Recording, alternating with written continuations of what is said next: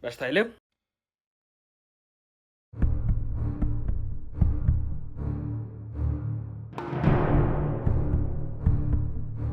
Салам достор, менин атым Абдсатаров Жолдубек. Бүгүнкү видео ролигибизде көптөн күткөн, баарыңыздар суранган, көп жолу комментарий жазган MSC Coin жөнүндө сүйлөшөбүз. MSC Coin деген эмне? Бул кандай? Ишенсе болобу? Давайте мындай кылалы. Эң биринчиси MSC Coin деген бул токен.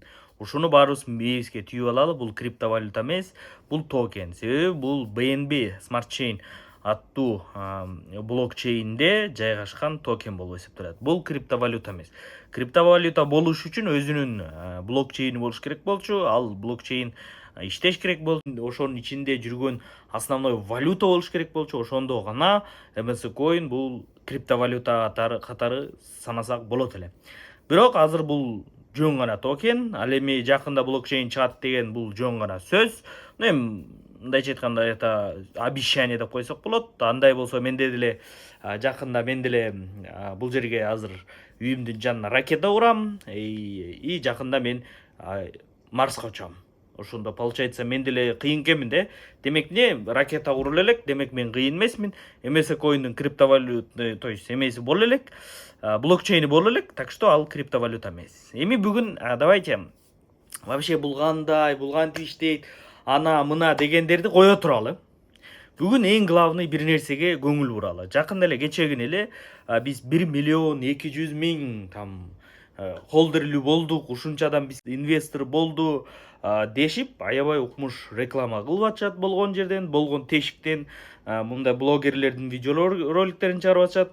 Эми ушул канчалык 1 миллион 200 миң холдер деген бул кимдер, бул эмне болгон адамдар, ошонун баардыгын мен сиздерге азыр наглядно көргөзүп берейин. Эң биринчиси мына бул BSCAN, буну деген блокчейн образователь деп коет. То есть блокчейнде болгон ар бир токендердин ары жылганын, бери жылганын, основной канча холдери бар экенин, канча транзакция болуп атканын, ошонун баардыгын. Эгерде сиздер да кирип көрөм десеңиздер, ссылкасын астына таштап коем, ал жактан сиздер да көрүп аласыздар. Эми давайте акыркы вот, например, почти бир сөз менен айтканда 29 октябрда болгон экен 498 миң. Получается, акыркы 12-13 күндө 700 миң токен сатылган экен, оказывается, да, ошондо 700 миң доллар табышкан экен деп эсептейбиз. Бул канчалык чындык, бул эмне себептен мындай эмес экендигин мен көргөзүп берем. Эми келиңиздер, холдерлерге киребиз. Бул жерден холдер баягы киргенде эле бизге баягы трансфер менен чыгат да. Анан биз холдер дегенди басабыз. Холдер деген это значит канча адам, то есть ошол держатель деп коет да, ошол токенди өзүнүн кошелекторунда кармап тургандар. Негизинде бул токен жалгыз эле бир MEX биржасында бар. Ушунча тим эле укмуш, тим эле дүйнөнү жарып ийген токен дегени менен ал только эмеде гана бар. Бул холдерлердин көбүнчөсүн, то есть понимаете, 1 миллион холдер болду, да, 1 миллион 200 миң. Акыркы учурда эле, ушу акыркы 10 күндө эле где-то 700 миң холдер пайда болгон экен. Эми сиздер айтасыздар да, 700 миң холдер бул аябай жакшы экен, 700 миң адам алган экен депчи. Анан бул токендерде кандай болот? Негизги токендерде кандай болот? Токендерде мисалы Twitter аккаунтунда же болбосо Instagram аккаунтунда же ошол эле Telegram аккаунтунда около 1 миллион подписчиги болот. Любой, условно любой токен дейли. Анан ал любой токендин ошончо подписчиги болот дагы, и ошол подписчиктердин примерно конверсиясы в лучшем случае 30%, иногда 40% болот. То есть если 1 миллион активный комьюнити болсо, кайсы бир жерде подписчиктери, живой адамдары болсо, анын 40 же 30% реальный холдер болуп саналат. То есть кайсы бир токенде Инстаграмында же болбосо ошол Телеграмында же болбосо бир эле платформасында да баарын кошкондо эмес, бир эле платформасында, мисалы Телеграмда же Твиттерде, көбүнчөсү Твиттерде болсо, мисалы, например, 1 миллион подписчик болсо, ошол токендин холдерлери 200 миң, 300 миңге жетет. Бул жерде кандай болот? Бул жерде 1 миллион 200 миң, 260 миң холдери бар болот. Бирок Твиттерине келип карасак, мына мисалы Твиттерине келип өтсөк, ошол эле Твиттерине киргенибизде биз ал жерден мына ушул аккаунтту официальный аккаунт деп ушуну айтып атышат. Ал жерге кирсек 11 миң гана подписчиги бар экен. То есть, понимаете, гилтейген 1 миллион холдери бар МСК ойындун болгону гана 11 миң гана подписчиги бар экен. Ал эми биз ушул эле учурда ошол эле телеграмына өтө турган болсок да, телеграмына МСК ойындун официалдуу телеграмына, бул жанагы МС News болуп эсептелеби? Эгерде биз телеграмына өтө турган болсок, ал жерде болгону 56 миң подписчиги бар. Понимаете? Бизде биз килтейген миллион пользователи бар токендин телеграмында 56 миң гана подписчиги бар. Ал эми Инстаграмда 147 миң. Кечегин эле где-то бир мурунуракта 60 миң болчу, бир 2 күндө эле они накрутили, да, получается. Мындай эле кирип карасак болот, кимдир подписчик экен. Накрутка, да, то есть бул живой адамдар эмес. Возможно, 1-2 там живойлор, көбүнчөсү мындай. То есть бир сөз менен айтканда, бул жерде мына тем эле укмуш подписчиктери көбөйүп атат. Хорошо, подписчигиң көбөйүп аттыр. Рилстерде мисалы эң көп 2 миң, вообще кээ бирөөндө 300 лайк экен, 5 миң лайк, 4 миң лайк дейт, бияында 1000, 5 миң, ну, элестеткиле, кээ бирөөндө вообще 200, бир жерде 171, бир жерде 156, бунусунда вообще 246. То есть мне бул эмнени айтат? Бул деген сөз, что мунун баары накрутка деп эсептелет. То есть бул живой эмес, бул боттор. Да, азыр сервис, толтура сервис бар, что 7 секундта, 2 секундта сен аны раскрутка кылып кое аласың. То есть даже хоть бир түндүн ичинде отуруп туруп, бул МСК ойындун аккаунтуна 1 миллион, ошол соответственно 1 миллион 200 миң мына биздин холдерибиз бар, мына биздин подписчигибиз бар дегенге они могут это сделать. Но бирок факт в том, что биринчи холдерлери жетип атат, а бирок подписчиктери жок. Бул эме эмес да, бул жөнөкөй эле бир эме эмес да. Ой, бул биздин адамдар там Инстаграм менен колдонбойт, биздикилер укмуш дегидей, бул не, как это, Инстаграмдан кийинки поколениядагы нерсе болуп эсептелип атат да. То есть если адам токенди билсе, аны колдоно алса, аны сатса алса, бул уже говорит о том, что этот адам современный, то есть Инстаграмы бар. А демек ал адам TikTok эмелерге жазылат. Эми мындай, давайте бул жерден эң бир нерсени айталы. Да, 1 миллион 260 миң бул дагы эч кандай живой адам эмес. Мунун баардыгы мертвый. Бул эмнеден башталды эле? Бул өткөндө мына Бекмат деген ушул башета МСК ойындун основной жетекчиси Бекмат. Бул имиш, бул жөндө, бул токенден чыгышы жөндө бир негизи имиш сөз бар, бирок бул канчалык чын, канчалык калп, но неизвестно. Но мне кажется, мен ушул легендага немножко ишенем да.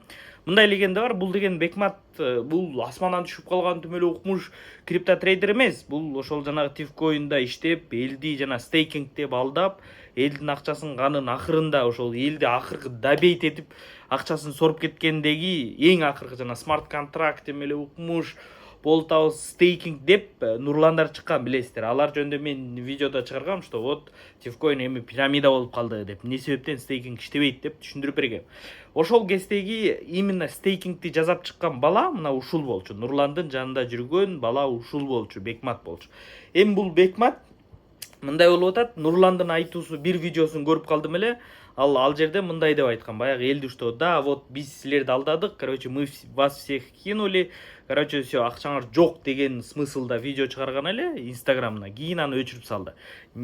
Не знаю, может быть, акча төлөштү, же может быть, не знаю, эмнеге өчүрдү, неизвестно, но өчүрдү. Ошол видеороликте бул айтты эле Бекмат, что 30 миң доллар элдин, либо то ли 20 миң, то ли 30 миң доллар элдин именно стейкингте турган элдин акчасын урдап, анан барып Кыргызстанга качып барып, ну, тигинден Индиядан качып кетет да. Индиядан качып барып, Кыргызстанга келип ушул МСК ойунду ачты деп айткан эле да.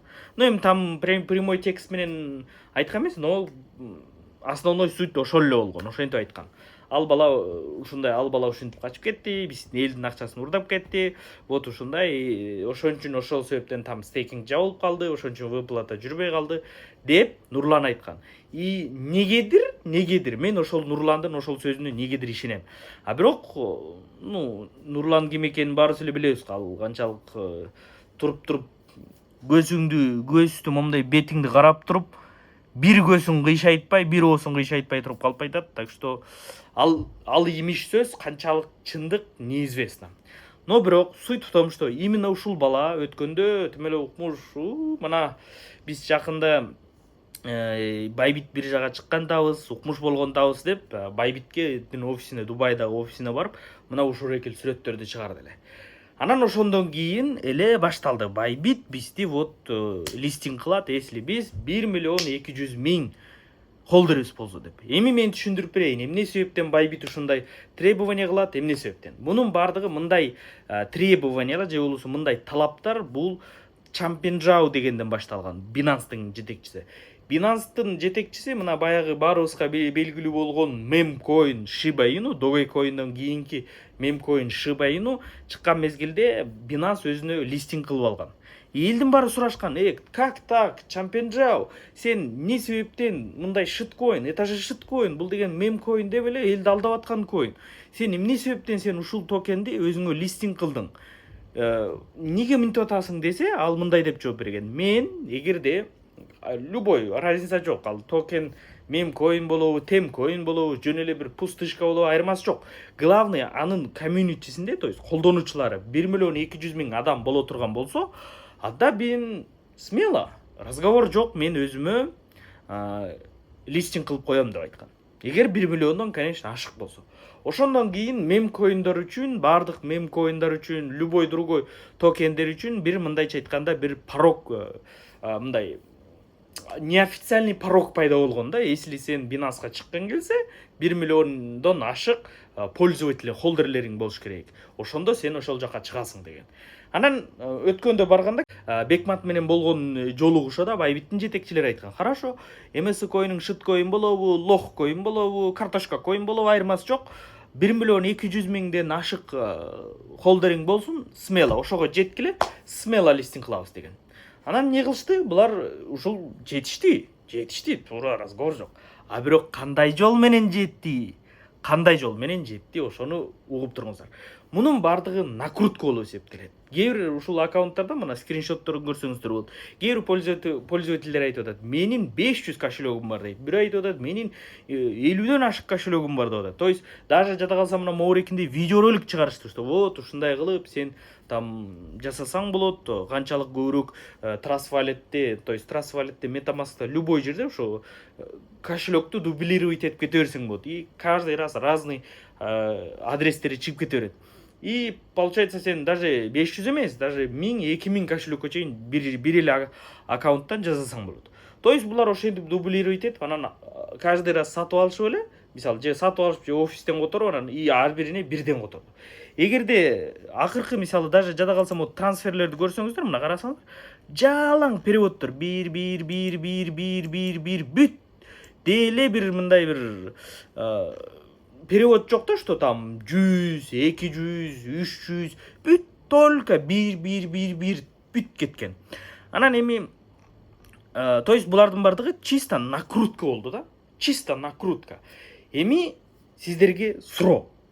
Элестеткиле, ладно, хорошо, накрутка кылсын, хорошо. Анан эмеге барды дейли, Байбитке барды дейли. Байбитке көргөз, Байбит карап, ух ты, силерде 1 миллион 200 миң экен. Все, давай листинг кылабыз деп листинг кылып коебу. Эми мен ушунун аналогиясында жооп бербей туруп, мен силерге аналогиясында бир нерсени айтып берейин. Элестеткиле. Мен мына мисалы могу Битентелек деген Instagram аккаунтум на самом деле 11 миң подписчиги бар. Кээ бир тааныбаган адамдар көрсө ойлошу мүмкүн, ушу Битентелек деген аккаунт мисалы аябай кыйын турбайбы? Оказывается, мунун 11 миң подписчиги бар экен, бул аябай күчтүү трейдер окшойт деп ойлойт да, мисалы. А на самом деле ал 11 миң подписчик накрученный. Может быть, 1000 подписчиги, может быть, живой болушу мүмкүн, то там и то андан да аз, может быть. А бирок где-то бир 10 миңи точно накручен. Мен 10 миңин накрутка менен айга жүктөп койгом. Неге? Ну, жөн эле жүктөп койгом, анын эчтеке нерсе жок. Но бул жерден мурда силер айтасыз, ой, вот, кээ бирөө жана айтат го, вот тиги деле алдап атпай, мен деле алдай берем деген сыяктуу айтат го. Вот сен деле накрутка кылып алган турбай, булар деле накрутка кылып алса эчтеке болбойт деп айтышы мүмкүн да. Но нет, ал суть эмес. Суть в том, что бул жерде мен силерге бир суроо берейин. Мен ушу 11 миң подписчигим менен Ошкага барайын да, Ошка, биздин Кыргызстанда Ошка, Мегакомго барайын да, там Билайнга барайын. И айтам, мен 11 миң подписчигим бар. давайте силер менден реклама сатып алгыла, мен силерди рекламировать этейин десем, канча пайызга бул ишке аша турчу ой же болбосо идея, что Ошка же болбосо Мегаком мага реклама берет. То есть мен, например, могул тарифти реклама кыл деп. Канча? То есть 1ден 0ден 10го чейин канча? От 0 до 10 вероятность канча? 0. 0. Неге? Ошканын маркетологдору глупый эмес. Мегакомдун маркетологдору глупый эмес. Алар ачат, текшерет, ар бир подписчикти карайт. Андан кийин потом публикацияларды карайт, комментарийларды карайт, анын ар бирин карап туруп, анан кийин айтат. И вероятность, что алар мага отказ кылат 99,9%. Понимаете? Эми вопрос, ушунча килтейген Байбит деген, чуть ли не экинчи орунда турган биржа. Там Coinbase экинчи орунда турат, Coinbase это американский, так что тем более ал контролируется.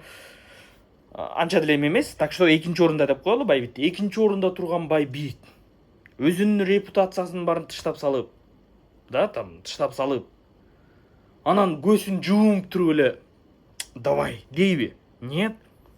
Алар кирет да. Блокчейн образователь БСК доступный да барына.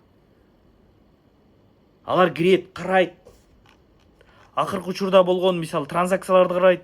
Бүт 1ден которулган холдерлерди карайт. Мисалы любой другой, бул жерде мисалы бирөөсү 40 000 дейт. 40 000ге бирөө алган экен дейт да. Мисалы кошелегуна киребиз. Давайте кошелегуна киребиз. Кошелегуна кирсек, кошелегуна кирели асырына. Бул бирөөнүн кошелегу экен. Постоянно ары бери движение кылат экен да. Токендерди ары бери только MS Coin'ди жөнөтөт экен. Ары бери только MS Coin'ди ары бери которот экен. Не знаю, тиги буга которот экен. То есть башка актив бул токен, бул адрес которбойт. Жалгыз MS Coin'ди гана которот. Башкасын вообще которбойт бул адам. Көрдүңөрбү? Эчтеке жок. Даже BNB которулган эмес бул аккаунттан.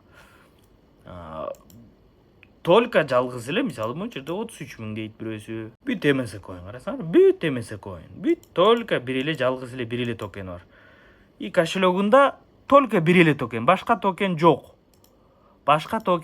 Бул эмнени айтат? Давайте андан көрө мындай кылалы. Дагы бир токен. Мисалы акыркы трансферде бирөөгө бир токен которулган экен. Ошол адреске кирип карайлы. Өмүрүндө бир эле кечегини эле жасалган аккаунт экен, и өмүрүндө бир эле жолу перевод болгон экен. И бир эле эмес экен. Бул эмне дейт? Бул кошелек не кошелек? Бул кошелек мертвый кошелек.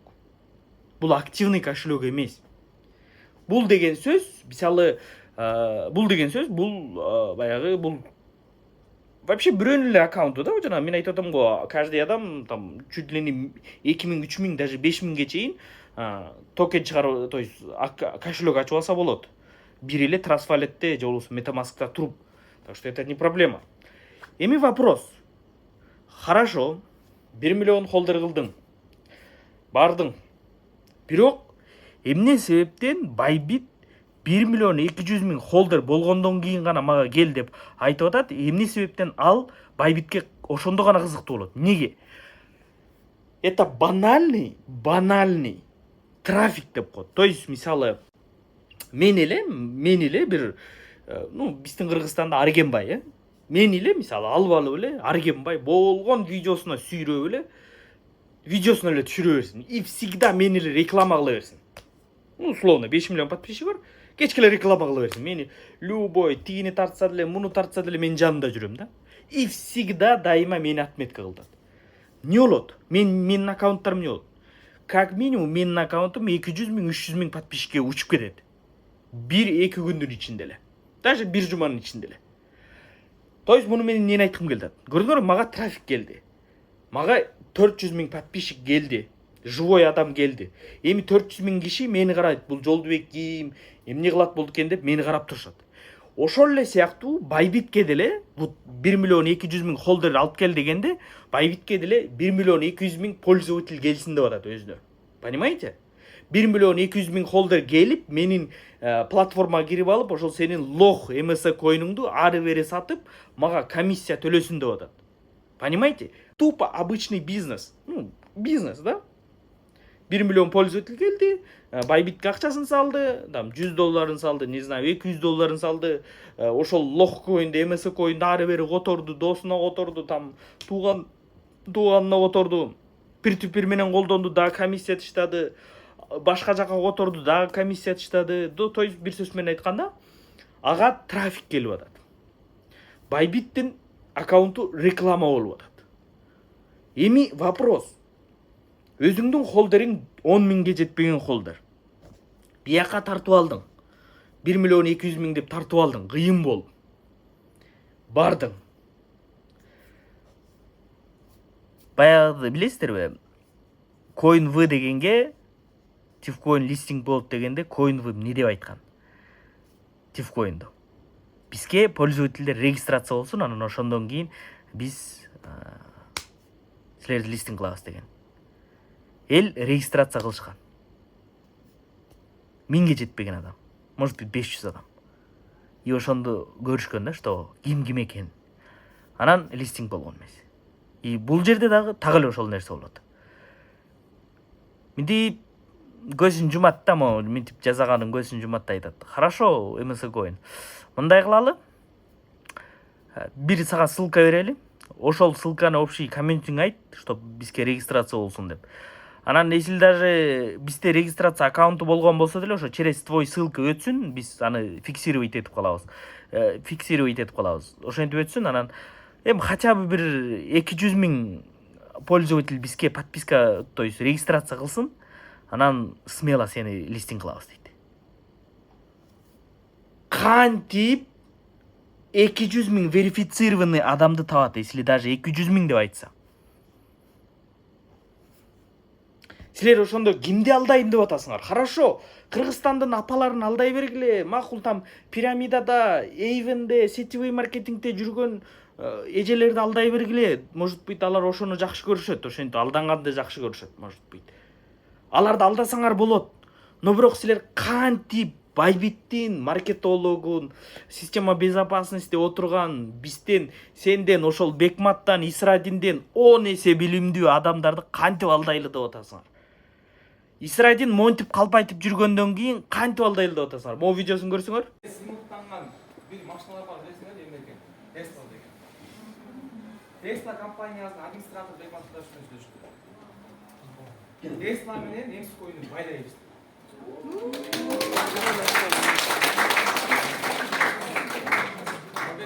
бир убакта биз үчүн жомок болчу.